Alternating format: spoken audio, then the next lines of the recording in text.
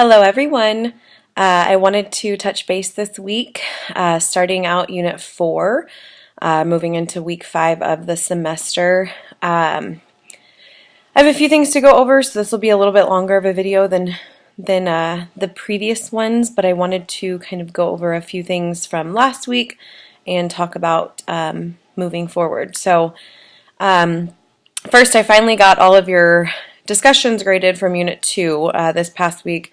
I was sick, and then my son got sick, and then my husband got sick, so it's been a bit of a delay in my grading time.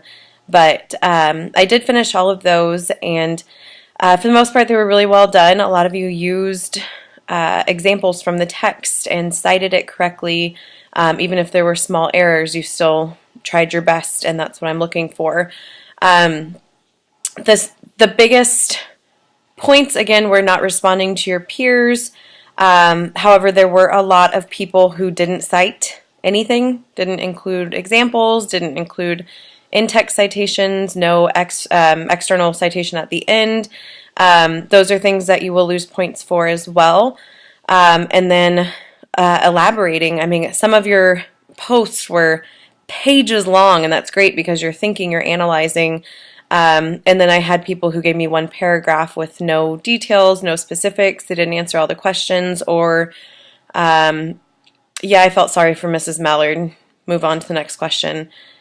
That's not analyzing anything. I need to know that you read the text, how you felt, how you reacted, and then have those in-text citations that show, at this point, I felt sorry for Mrs. Mallard because she says, and give me a quote or paraphrase it, however you want to do it. Additionally, on the quiz, things like there was a question that asked, about a rose for Emily. This week, it asked about foreshadowing. Some of you gave me great summaries of the conclusion, but you didn't talk about any detail that led up to the conclusion that foreshadowed it. So if you come across a question and you don't know what the word means, look it up. But if you know what it means and you just don't read it correctly, that's another issue. So make sure you're reading the questions fully and make sure you're answering them. That was a two-part question as well. It asked if there were details that foreshadowed the conclusion, and it asked, did you anticipate the ending? For me, the first time I read A Rose for Emily, I had no idea of the twist. I knew something was going on. The details that you all pointed out were there, but I had no idea who was involved or what exactly was going to happen at the end. So it's those details, those foreshadowing clues that help us understand something's coming, but it also helps us to try and anticipate, to try and figure out. And then on the second reading, you go through and all of a sudden things become so much more apparent as to what's happening. So make sure you're not just giving me a summary. The other biggest thing with that was there were several of you who I knew did not read the ending. At least maybe you started it. But by saying, yeah, it starts out at Emily's funeral, of course I knew the ending.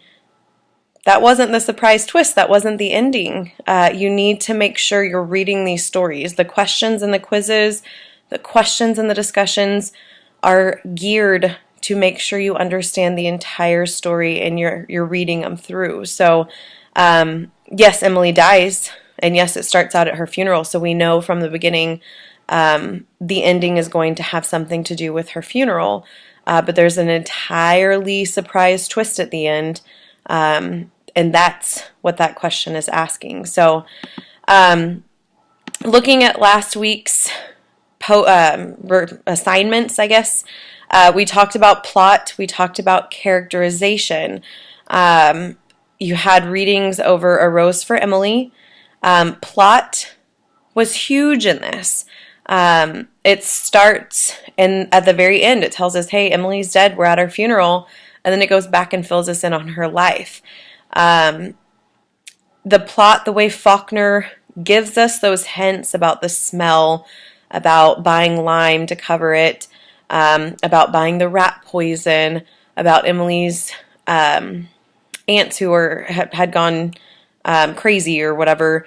All of those little details tell us what we should be expecting. They give us hints about the ending. Faulkner is typically a dark writer anyway, but A Rose for Emily, the details about her character make us understand her more, make us understand what she's capable of. The details of the plot lead us to that surprise ending, even though most readers don't necessarily see what's coming. They have an idea that something gruesome, something dark is happening.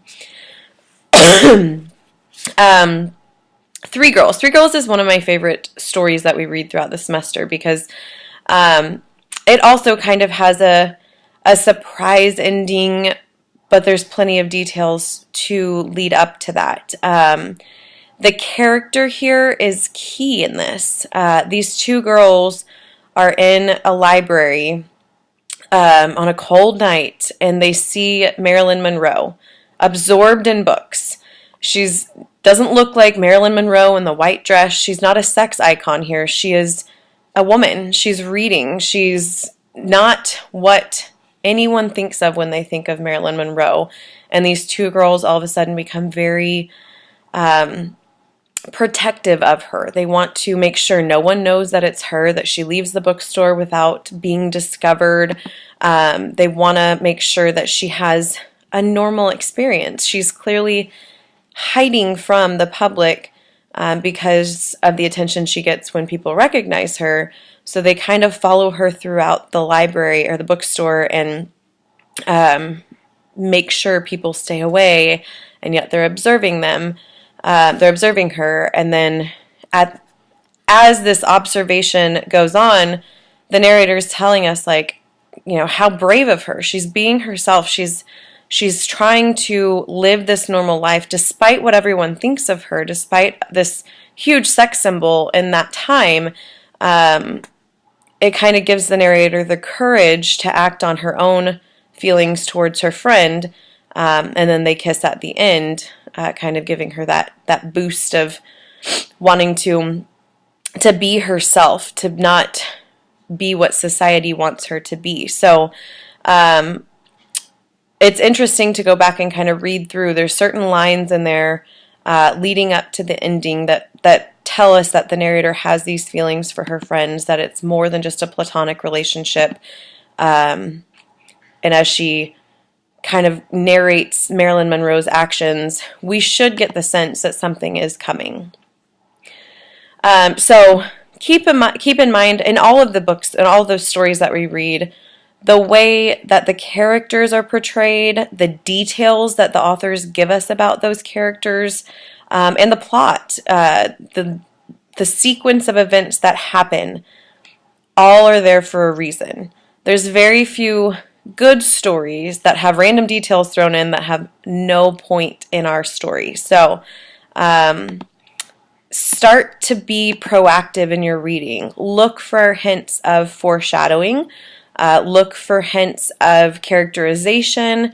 Those are things we will continue to look through, and they'll also be the basis for papers as we move forward. So keep those in the back of your mind. I have graded some things from this past week. I'm checking right now. Looks like I have just whatever. I think I stopped grading. Yeah, it was around 8:30 last night. So if you submitted discussion posts or the quiz after about 8:30 last night, I'll get to those today or tomorrow, but anything else should be graded if you submitted it before last night. So please check your grades, read my feedback, and let me know if you have questions about that. So we're moving into Unit 4. All of this unit will be due by February 18th, which is Sunday. We're starting to talk about setting and point of view. So setting is telling us the details about where the story is happening. It can tell us previous settings. It can tell us where a person has come from, but it's going to tell us their surroundings, anything that's important to the character. So setting and characterization typically fall hand in hand because where a person lives, their environment, their community impacts who they are. So think about the relationship between those two literary pieces as you're reading this week's assignments.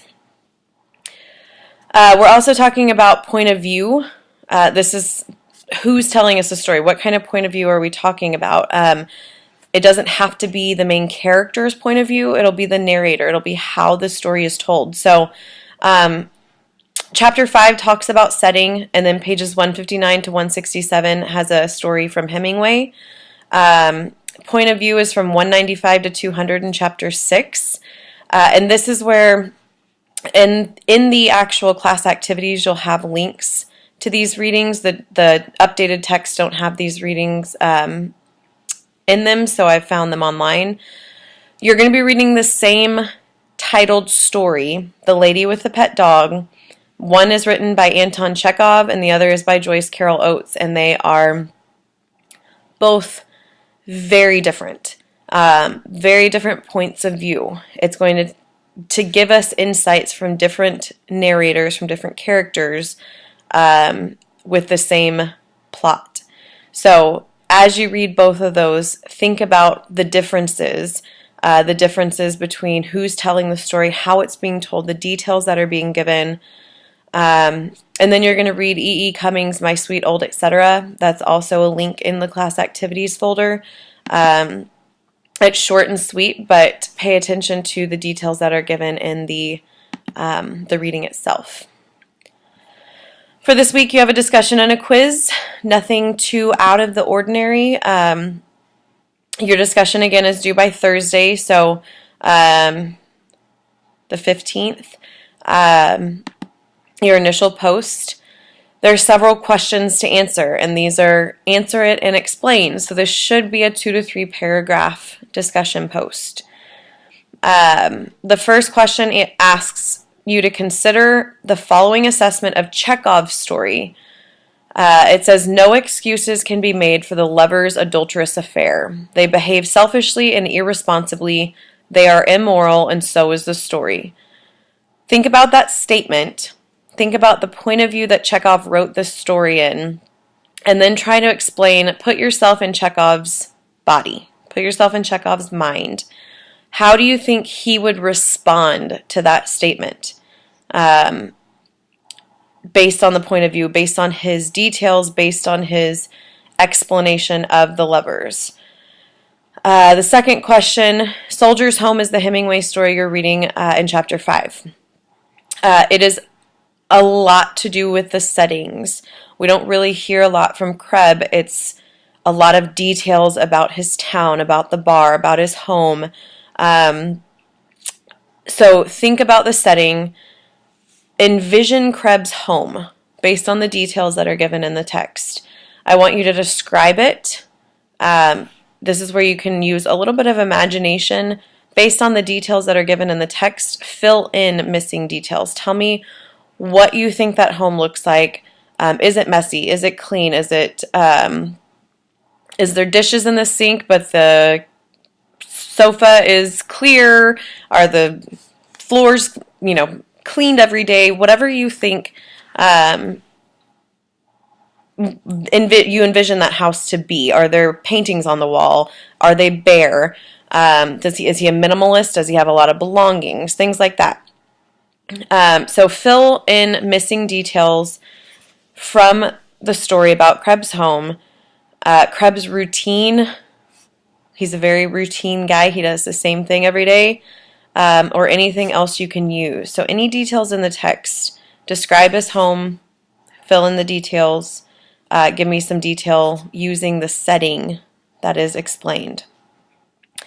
Finally, in number 3, in My Sweet Old Etc., there seems to be 2 different conflicting tones here. How would you describe the tones associated with the poem? So, as you're reading this, think about the point of view of a young boy looking up to his father, And then think about the tone of a man reflecting on this. There should be two very clearly identified tones here. So make sure you at least point out two. Give examples. Make sure you have citations and a works cited. This one's a little bit different because it's web links. So you can always Google how to cite a poem on the internet, whatever the case may be. But make sure that you really understand the tones that are given there.